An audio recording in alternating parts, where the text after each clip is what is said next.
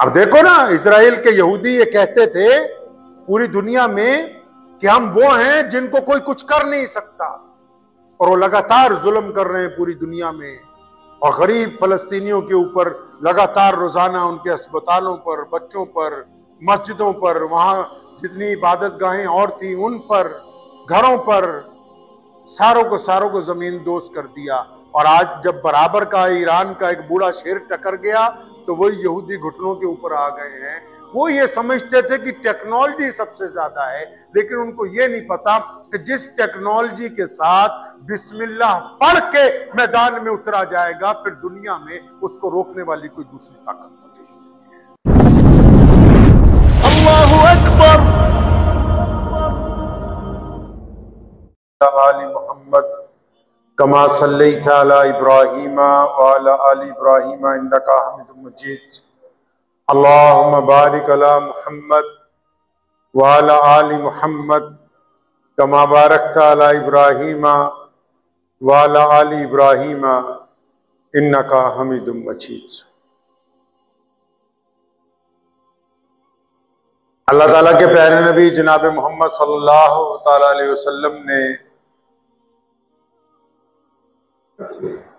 दीन इस्लाम में अल्लाह तबारक व तआला के साथ जो ताल्लुक को कायम करने के तरीके हमें बताए हैं, उनमें सबसे मुअस्सर, सबसे फायदेमंद, सबसे जल्दी, सबसे बेहतर तरीका जो है, जो अल्लाह करीम को भी बहुत पसंद है और जिसके बारे में मोहम्मद सल्लल्लाहु अलैहि वसल्लम ने बार बार तलकीन भी फरमाई, वो अल्लाह तबारक व तआला से दुआ करने का तरीका है। प्यारे नबी अलैहिस्सलातु वस्सलाम फरमाते हैं भी दुआ मोमिन का हथियार है।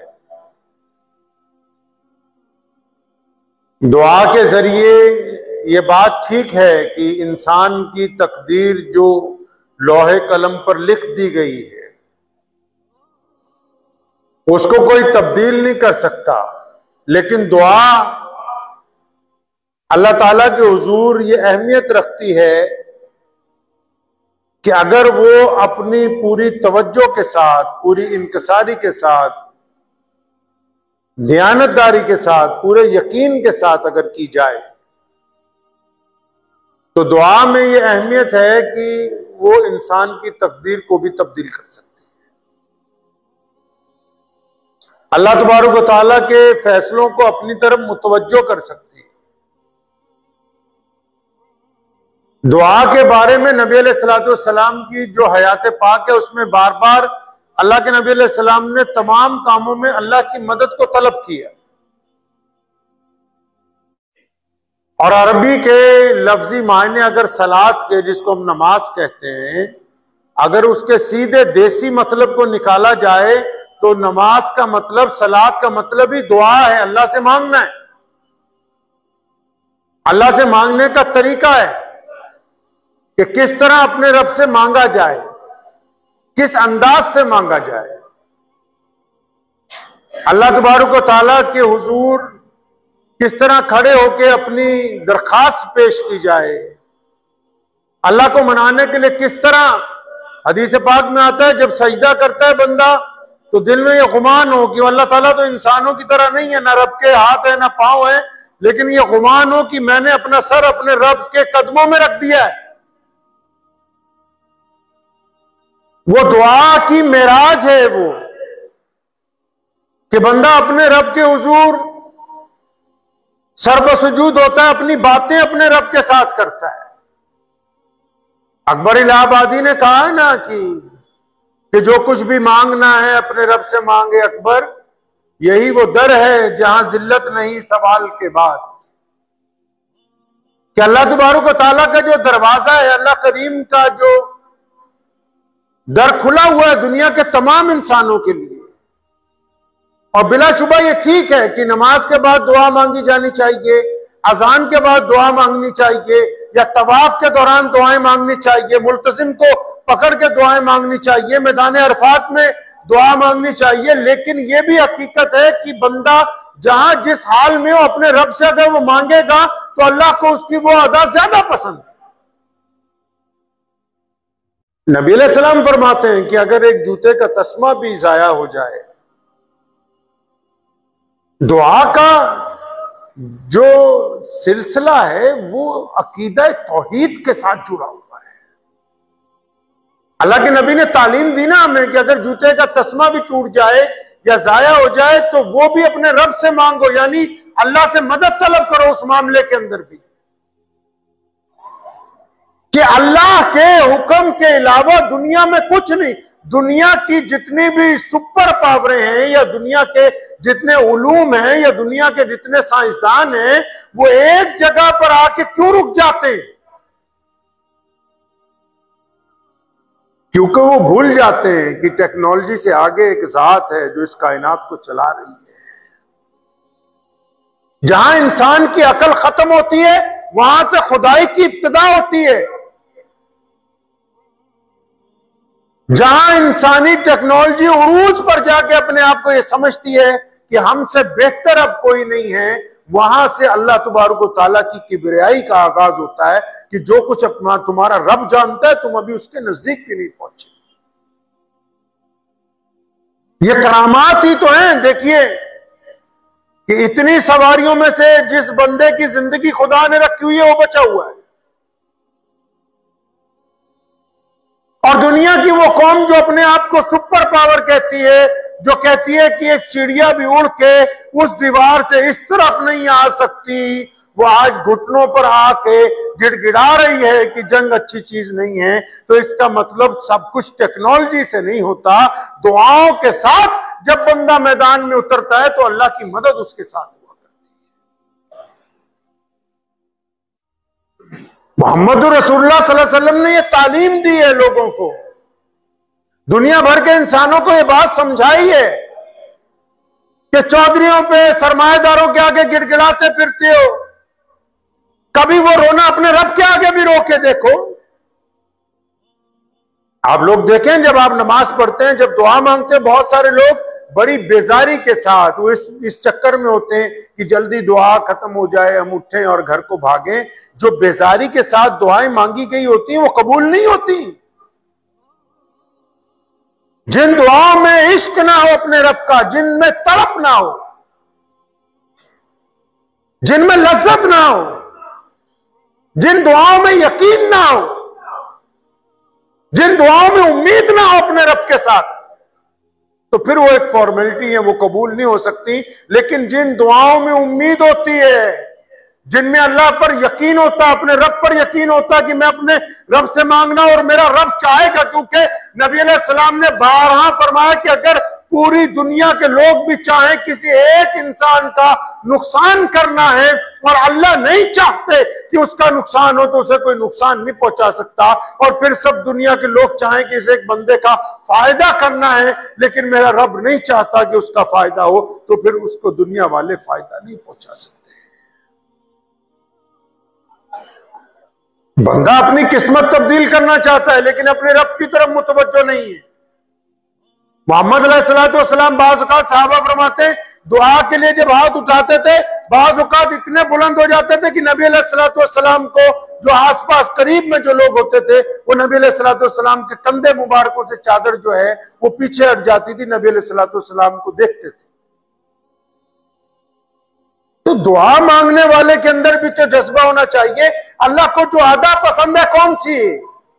दुनियादारों को जो अदा पसंद नहीं वो कौन सी है? दुनिया में जितने बड़े लोग हैं, सरमायादार हैं, जो बड़े दौलतमंद हैं, जो बड़े हुक्मरान हैं, उनके पास आप एक दफा जाओ खुश होंगे, दो दफा जाओ तो चेहरा उनका बिगड़ेगा, तीसरी दफा जाओ तो आंखें फेर लेंगे, चौथी दफा जाओ तो जवाब नहीं देंगे, पांचवी दफा जाओ बाहर निकाल देंगे। उनको ये बात पसंद नहीं कि एक बंदा बार बार उनके दरवाजे पे आए, और अल्लाह को यही बात पसंद है कि मेरा बंदा बार बार मुझसे मांगने वाला हो तो मैं इसको बार बार अता करता रहूं।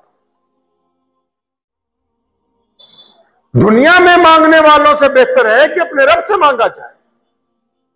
अपने रब के आगे अपनी हाजात को रखें, अपनी तकलीफें, अपने दुख, अपने परेशानियां, ये जिनको तुम बैठकर दुख सुनाते हो, तकलीफें सुनाते हो, अपना रोना रोते हो जिनके आगे, ये तुम्हारे जाने के बाद तुम्हारा मजाक उड़ाते हैं। ये जिनके आगे तुमने हाथ फैला रखा है, ये तुम्हारे जाने के बाद तुम्हें झूठा मक्कार कहते हैं, बेईमान कहते हैं तुमको। ये तुम्हारी परेशानियों को, तुम्हारे दुखों को समझते नहीं है, उसको ड्रामेबाजी कहते हैं। और यही दुख जब आप तुम अपने अपने रब के आगे रखोगे, जब आप अपने रब के आगे इन दुखों को रखेंगे, इन आंसुओं को रखेंगे, आप अंदाजा लगाओ ना, आपसे कोई बंदा कर्ज लेने आ जाए, अगर वो बड़ी मिन्नत के साथ, बड़े आंसुओं के साथ, बड़ी परेशानी से मांगेगा ना, तो आपकी गैरत जोश में आ जाती है कि यार ये इतनी मोहब्बत से, इतनी शर्मिंदगी से मुझसे मांग रहा है, तो जो होता है हम निकाल के दे देते हैं। अंदाजा लगाओ, नबी अलैहि सलाम फरमाते हैं, हदीस का मफहूम है, अल्लाह कहते हैं कि जब मेरा कोई बंदा, बार बार कहता हूं, आजकल लोगों ने ऐनक लगाई हुई है मजहब की कि कोई मुसलमान है, हिंदू है, सिख है, ईसाई है, लेकिन अल्लाह फरमाता है कि मैं तो पूरी कायनात का रब हूं। अकेला ठेका नहीं ले रखा है मुसलमानों का। अल्हम्दुलिल्लाह रब्बिल आलमीन फरमाया, मैं पूरे आलम का पालनहार हूं। कुरान ने लफ्ज इस्तेमाल किए पालनहार के, कि फरमाया मैं पूरी कायनात को पालता हूं। अल्लाह का कोई बंदा, चाहे उसका मजहब कोई भी है, जब वो गिड़गिड़ा के अपने रब को पुकारता है, जब वो अपनी मुसीबत, अपनी परेशानी, अपना दुख, अपने रंज, अपने गम अपने रब के हुजूर रखता है और उसके आंसू गिर जाते हैं, अल्लाह फरमाते हैं मेरी गैरत गवारा नहीं करती कि ये एक दरख्त को जाके पकड़ के रो रहा है कि तू मुझे बेटा दे दे, तू मेरी परेशानी दूर कर दे। अल्लाह फरमाते हैं मेरी गैरत गवारा नहीं करती कि मेरा बंदा मेरे सामने रो रहा है और कोई इसकी सुन नहीं रहा, तो ये क्यों कर हो सकता है कि मेरा बंदा जब मेरे आगे अपनी बात रखे तो मैं उसको खाली हाथ क्यों लौटा दूं? खाली नहीं लौटा दिया। अल्लाह ये सिफत इंसानों में चाहते हैं।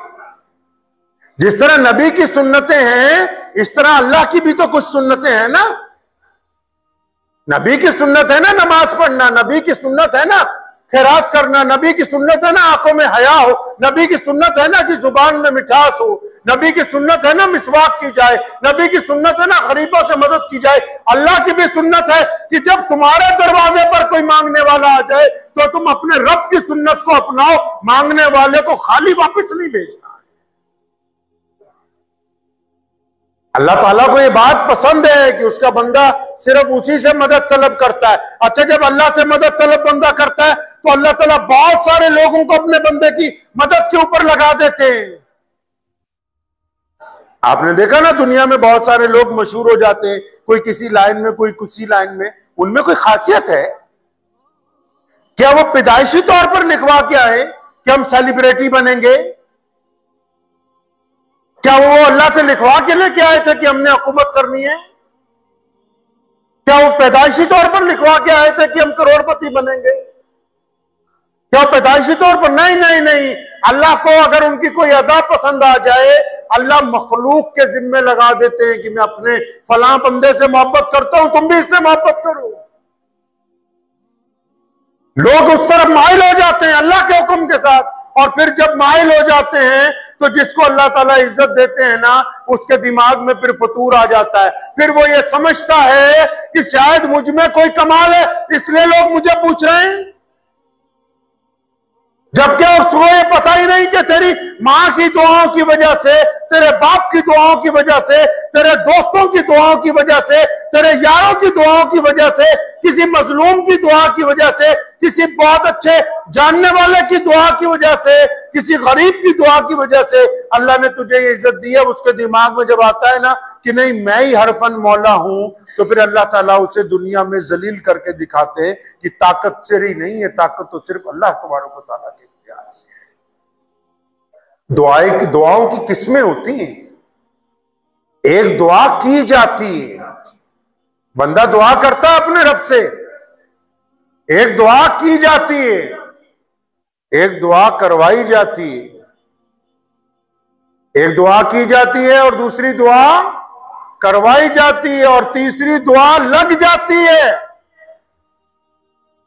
दुआ सिर्फ एक तरह की थोड़ी है, दुआ की भी जाती है, दुआ करवाई भी जाती है, दुआ लग भी जाती है। लेकिन दुआ जब बंदा करता है, लेकिन अगर वो हराम काम के साथ दुआ कर रहा है, बददियानती के साथ दुआ कर रहा है और उसका दिल दुआ की तरफ तवज्जो नहीं देता, वो सिर्फ फॉर्मेलिटी कर रहा है, तो दुआ मेराज को नहीं पहुंचती।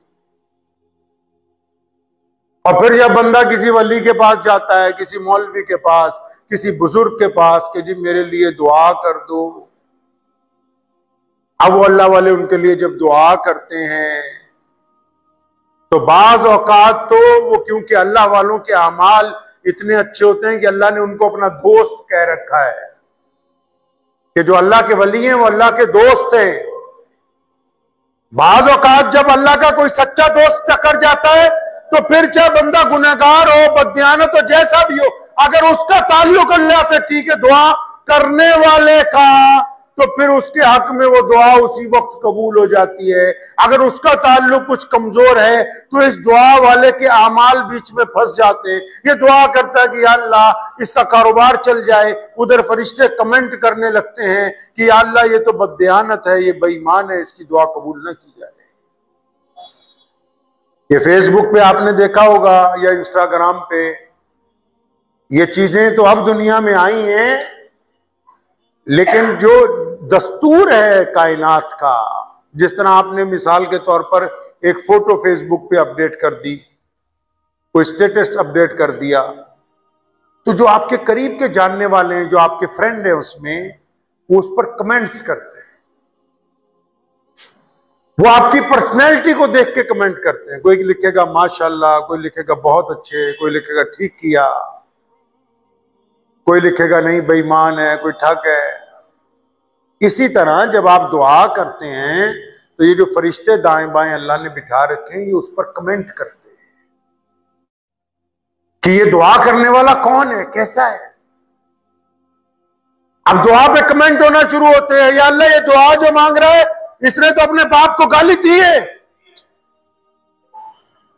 या अल्लाह ये दुआ जो मांगने वाला है ये अपनी मां का बदखुल्क है, या अल्लाह ये जो दुआ मांग रहा है घर में चोरियां करता है, या अल्लाह ये जो दुआ मांग रहा है अपने भाई का दुश्मन है, या अल्लाह ये जो दुआ मांग रहा है इसने बहन का हक खा रखा है, या अल्लाह ये जो दुआ मांग रहा है ये अपनी बीवी पर जालिम है, या अल्लाह ये औरत जो दुआ मांग रही ये अपने खामिद की दुश्मन है, या अल्लाह ये जो दुआ मांग रहा है ये अपने पड़ोसियों से बदतमीजी करता है, या अल्लाह ये जो दुआ मांगने वाला ये बेईमान है, ये बाजार में ठगियां मारता फिरता है, या अल्लाह ये दुआ मांग रहा है ये लोगों की बेटियों के नंबर तलाश करता है, जिनाकार है ये।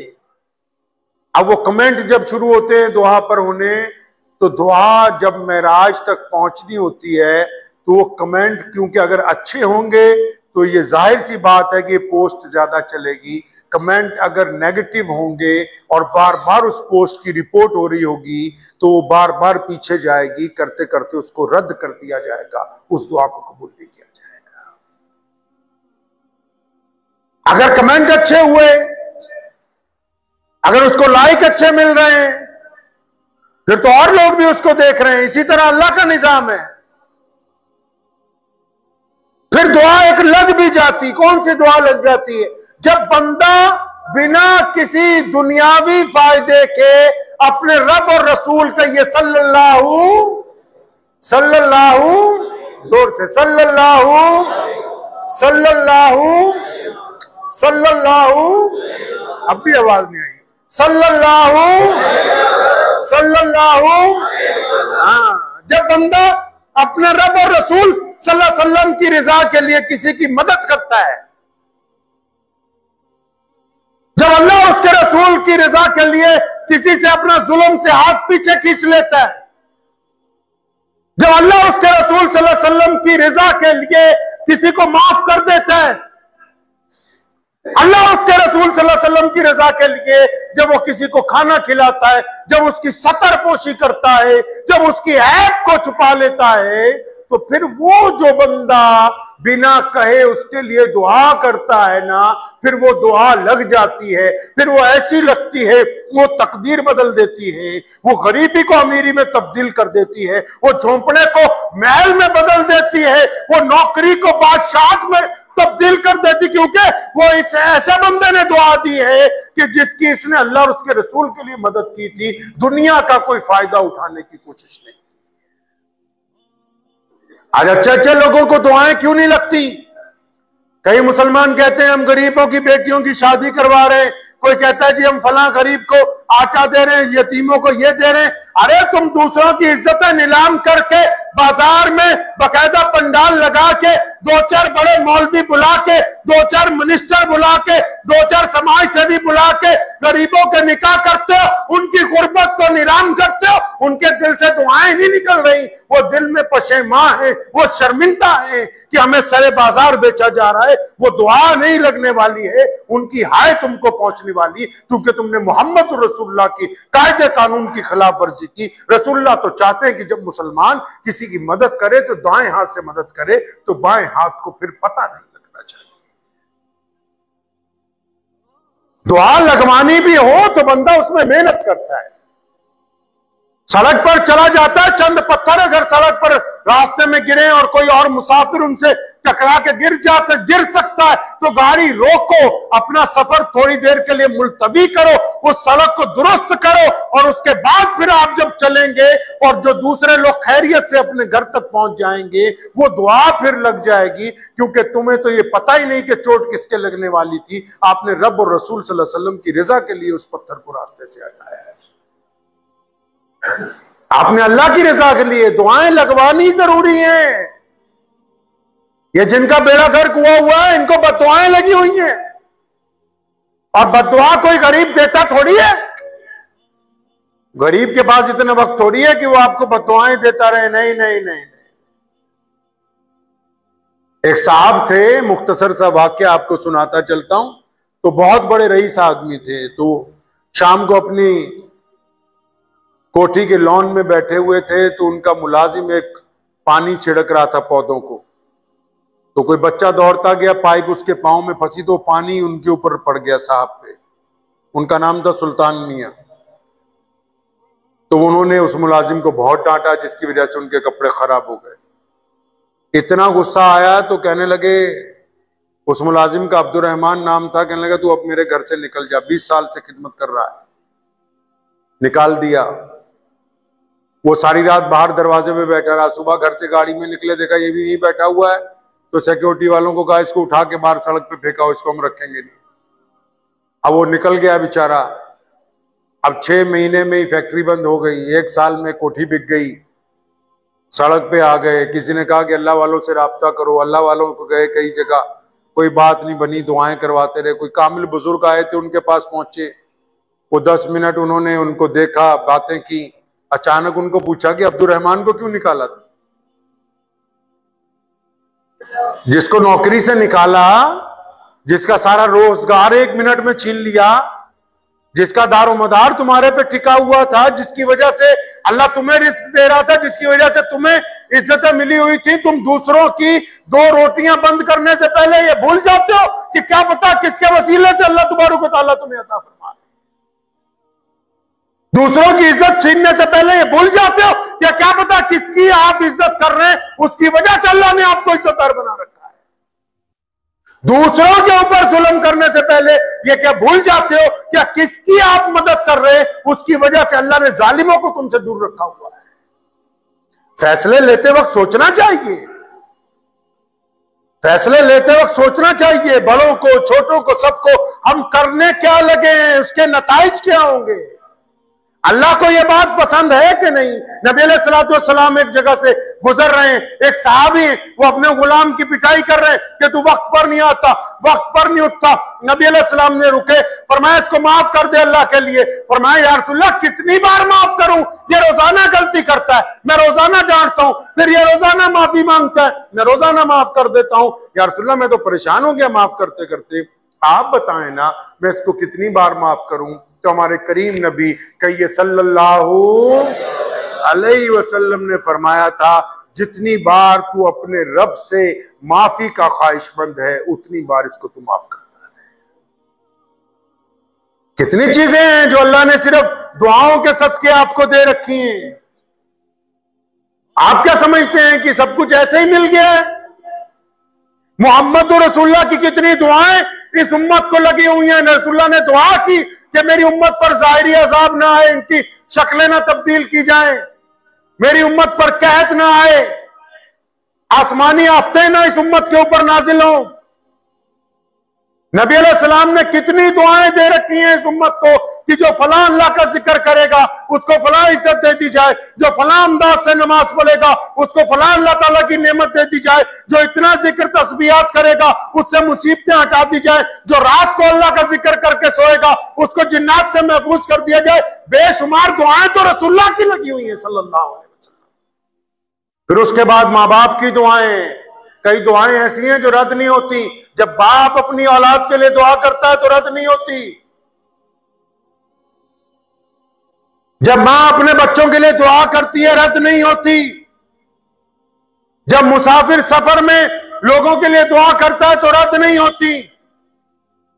जब हाजी बैतुल्लाह को देख के पहली बार दुआ करता है तो रद्द नहीं होती।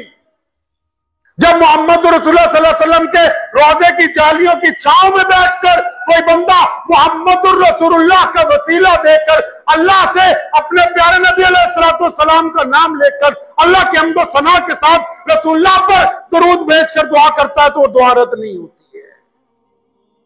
आप क्या समझते हैं कि सिर्फ आप बिना दुआओं के चलते फिरते हैं? कितनी मुसीबतें हैं जो आपके करीब से गुजर जाती हैं क्योंकि माँ बाप की दुआ लगी होती है। आप इधर फिर रहे हैं, उधर आपकी माँ बार बार दुआएं करती है कि अल्लाह मेरे बच्चे की हिफाजत करना, मेरे भाई की हिफाजत करना, मेरे वालिद की हिफाजत करना। कितने लोग हैं जो आपके लिए दुआएं करते हैं? तो इस बात को ज़हन नशीन कर लें कि अपनी हाजतें, अपने दुख दुनिया वालों के सामने मत रोया करो। अल्लाह तबारक व तआला असबाब पैदा कर देते हैं। कायनात में अल्लाह ताला के लिए कुछ नामुमकिन नहीं है। अल्लाह असबाब पैदा कर देते हैं। आप अल्लाह पर यकीन तो करें, तवक्कल तो करें कम से कम। अब देखो ना, इजराइल के यहूदी ये कहते थे पूरी दुनिया में कि हम वो हैं जिनको कोई कुछ कर नहीं सकता, और वो लगातार जुल्म कर रहे हैं पूरी दुनिया में। और गरीब फलस्तीनियों के ऊपर लगातार रोजाना उनके अस्पतालों पर, बच्चों पर, मस्जिदों पर, वहां जितनी इबादत गाहें और थी उन पर, घरों पर, सारों को जमीन दोस्त कर दिया। और आज जब बराबर का ईरान का एक बूढ़ा शेर टकर गया तो वही यहूदी घुटनों के ऊपर आ गए हैं। वो ये समझते थे कि टेक्नोलॉजी सबसे ज्यादा है, लेकिन उनको ये नहीं पता कि जिस टेक्नोलॉजी के साथ बिस्मिल्लाह पढ़ के मैदान में उतरा जाएगा फिर दुनिया में उसको रोकने वाली कोई दूसरी ताकत मौजूद नहीं।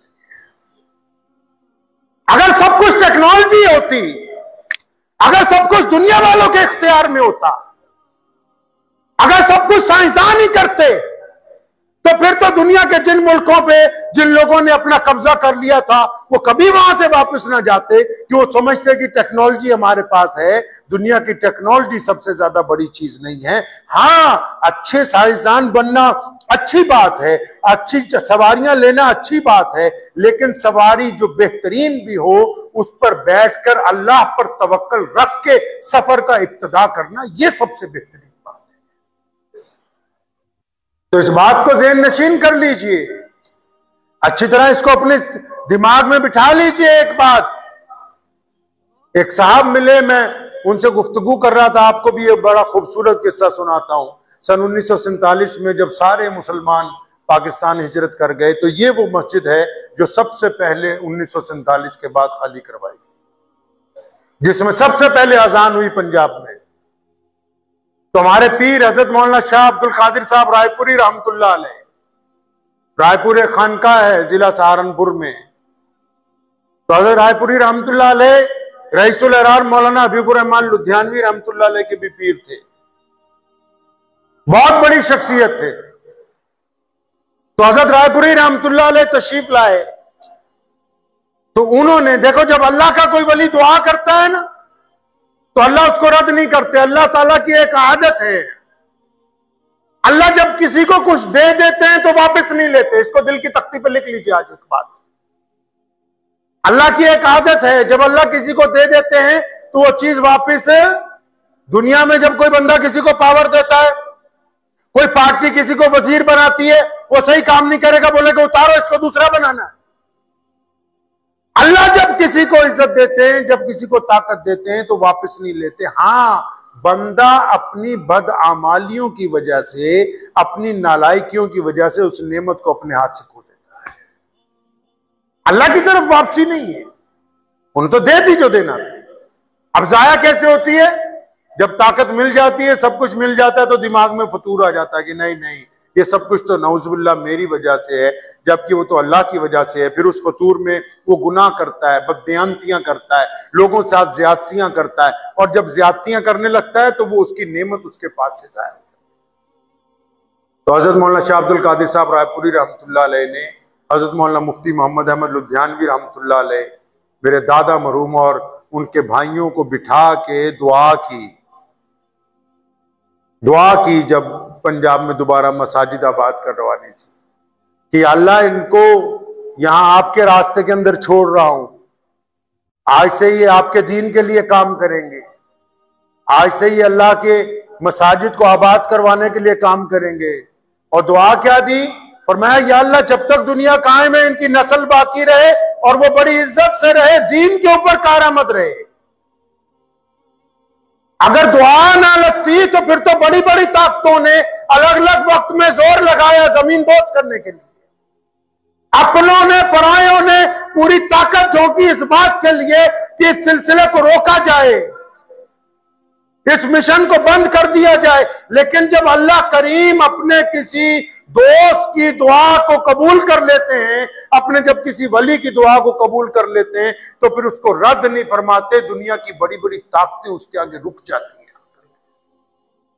मैदान बदर में क्या हुआ था? मोहम्मद रसूलुल्लाह 313 और दुश्मन सबसे ज्यादा जदीद तरीन हथियार, पावरफुल तरीके से अबू जहल मैदान बदर में उतरा, और नबी अलैहिस्सलाम ने मैदान बदर में 313 सहाबा के साथ, जिनके पास ना मुकम्मल तलवारें, ना नेज़े, ना घोड़े, लेकिन रसूलुल्लाह ने दुआ की अल्लाह से कि अल्लाह मैं ये लेके आ गया हूं और आपकी मदद के बगैर हम इसको फतेह में तब्दील नहीं कर सकते। और फिर अल्लाह तबारक व तआला ने उसको फतेह के अंदर तब्दील कर दिया है। अपनी बातें अल्लाह के आगे रखिए ना भाई। आप बीमार हैं, दवाई खाइए, लेकिन अल्लाह से दुआ कीजिए, रो के दुआ कीजिए। आपका कारोबार नहीं चलता, उसको ठीक करने की कोशिश कीजिए, लेकिन अपने रब से दुआ कीजिए बार बार। आपके बच्चे बिगड़ गए हैं, उनको सुधारने की कोशिश करें, लेकिन अपने रब से मांगे बार बार। कोई जालिम आप पर मुसल्लत है, आप उससे छुटकारे की कोशिश करें, लेकिन अपने रब से मदद मांगे। किसी मुकदमे में आप फंस गए हैं, दुनियावी तौर पर आप उसका मुकदमा लड़ने की कोशिश करें, लेकिन अपने रब से दुआ मांगे कि इसके अंदर हमें फतेह मुबीन अता फरमा। आपके को सामने जो भी मसला दरपेश है, जो भी मसला, अल्लाह को वो बंदा पसंद है जो बार बार अपने रब से मांगता है, बार बार।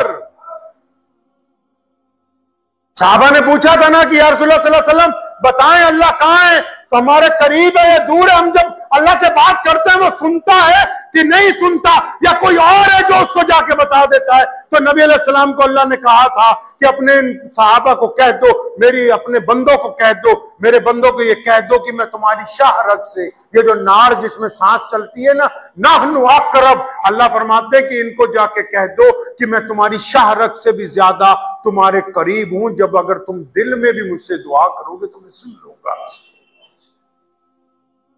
बस सिर्फ दुआ में नदामत के आंसू होने चाहिए, दुआ में अल्लाह की मिन्नत होनी चाहिए, दुआ में यकीन होना चाहिए, तवक्कल होना चाहिए। और अगर ये कुछ नहीं है दुआओं में, तो फिर दुआएं जो हैं वो जाया होने वाली है, उनका कोई फायदा आपको पहुंचने वाला नहीं। और हां, अगर कोई दुआ आप अपने भाई के लिए, दोस्त के लिए मांग रहे हैं,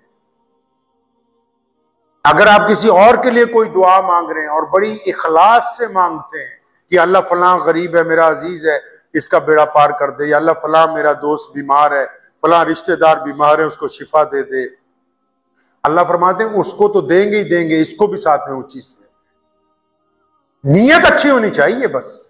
उसको तो देंगे ही, आपको भी साथ में देंगे। तो करेंगे इंशाअल्लाह, दुआओं की कसरत करेंगे इंशाअल्लाह। ये दुआएं ही हैं, फलस्तीन के मजलूम मुसलमानों की दुआएं जो आज कारामद है पूरी दुनिया में, और दुनिया के उन तमाम मुसलमानों की दुआएं जिनके दिल पसमानदा हो गए थे, जिनके दिलों के अंदर बड़ी रंज था, गम था। ये ईरान के बूढ़े शेर के साथ उनकी दुआएं ही तो लगी हुई हैं, और क्या है। वरना दुनिया तो आज भी कहती है कि हमारे पास टेक्नोलॉजी ज्यादा है, हमारे पास ताकत ज्यादा है। अल्लाह ताला तो अपने बंदों की दुआओं को देखते हैं ना, कि कौन किस तरफ ज्यादा अपने रब की हुजूर गिड़गिड़ाने वाला है। तो दुआ करेंगे इंशाअल्लाह, फलस्तीन के मजलूम मुसलमानों को अपनी दुआओं में याद रखें इंशाअल्लाह। अल्लाह ताला उनको फतेह मुबीन अता फरमाए, और दुआ कीजिए अल्लाह ताला इन बातों पर मुझे भी और आप सबको अमल करने की तौफीक अता फरमाए। व आखिरु दावाना। मुझे उम्मीद है कि आपको ये वीडियो पसंद आई होगी। अगर पसंद आई हो तो ये आप अपने दोस्तों के साथ शेयर करें, और इस चैनल को सब्सक्राइब जरूर करें।